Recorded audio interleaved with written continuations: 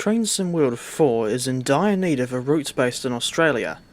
Or rather, it's about time we got something other than the usual, and overdone, UK, US and Germany trio more often than what we actually get. I brought up Australia specifically because that is one country that I've seen people requesting many times over the years.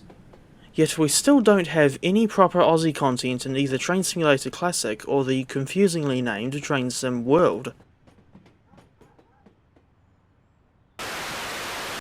The Craigieburn Line runs for 27 kilometres, or 16.8 miles, from Flinders Street station in central Melbourne out to the northern suburb of Craigieburn. Not counting the city loop, there are 18 stations on this line, namely Flinders Street, Southern Cross, North Melbourne, Kensington, Newmarket, Ascot Vale, Moonee Ponds, Essendon, Glenbervie, Strathmore, Pascoe Vale, Oak Park, Glenroy, Jacana, Broadmeadows, Coolaroo, Roxburgh Park and Craigieburn. As for a preferred time period, I want the potential TSW add-on to be set in 2023, or any time after the rebuild of Glenroy Station between 2020 and 2022. Suburban services on this line are operated with Comeng and Siemens Nexas electric multiple units, although V-Line Velocity, Sprinter and N-Class diesels can also be seen from time to time, but I don't expect these to be included in a potential TSW add-on as they wouldn't be the main focus of the pack. For a bit of historical context, the Comeng is the oldest EMU still in service on Melbourne's network, having entered service between 1981 and 1988. A decent number of these units are still going as of January 2024, but they are due to be replaced by the yet-to-be-built Extrapolis 2 trains in the next few years. Comeng units were refurbished by two different companies in the early 2000s, depending on whether they were part of the now-defunct M-Train or Connex Melbourne fleets. This has led to the units being referred to as either EDI Comeng or Alstom Comeng. As for the Siemens Nexas, this class is around 19 years older than the first Comeng, with 72 examples of this design having been built between 2002 and 2005, although the first one didn't enter service until 2003. They were ordered by M-Train, one of two private companies operating suburban trains in Melbourne at the time, as they wanted to replace their older Hitachi trains. Although the Siemens trains had a very rocky start to their service life, not helped by numerous issues with their brakes, they have since settled down to a mundane career where they mostly run in former M-Train territory, with the curious exception of the Flemington Racecourse branch. The Craigieburn Line's timetable is very busy, with off-peak and weekend trains running every 20 minutes in each direction, and peak time frequency increases to every 6 to 10 minutes in each direction.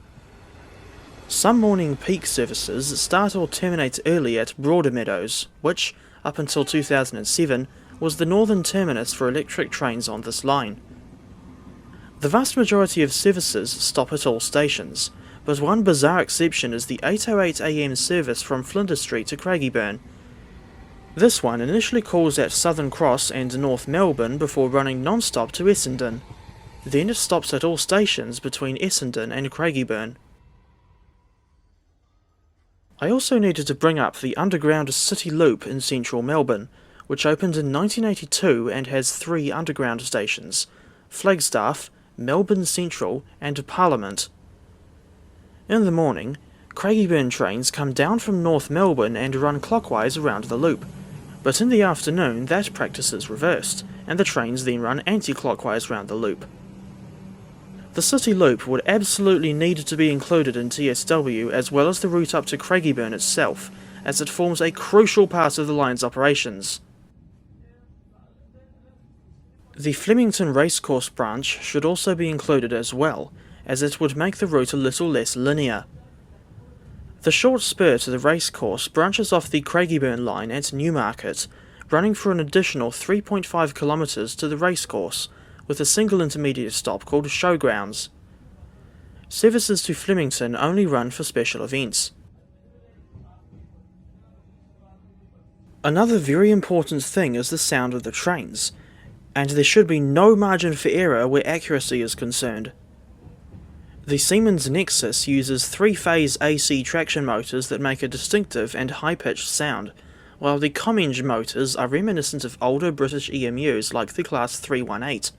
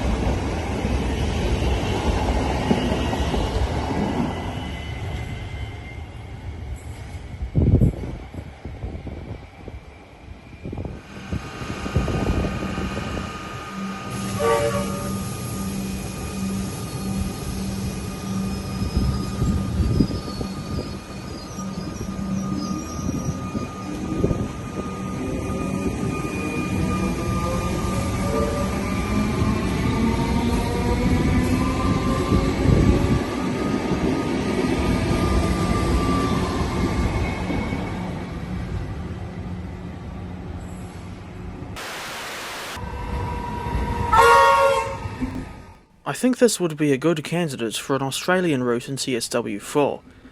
It's not very long and would only need 2 trains to be made for it, but does have an intensive timetable as it would be focused on busy commuter services, not to mention the fact that a full-length run can be completed in less than an hour.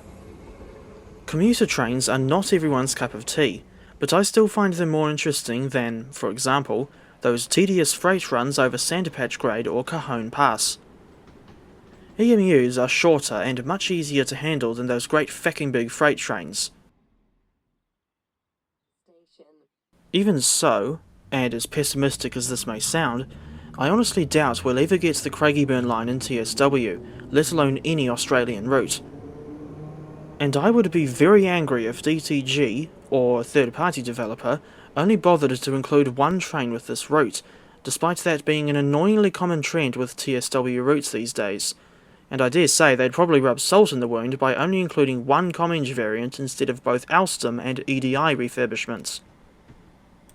Even without the ever-annoying licensing issues that could arise with Metro Trains Melbourne, Dovetail seems insistent on almost exclusively making British or German routes with criminally rare exceptions.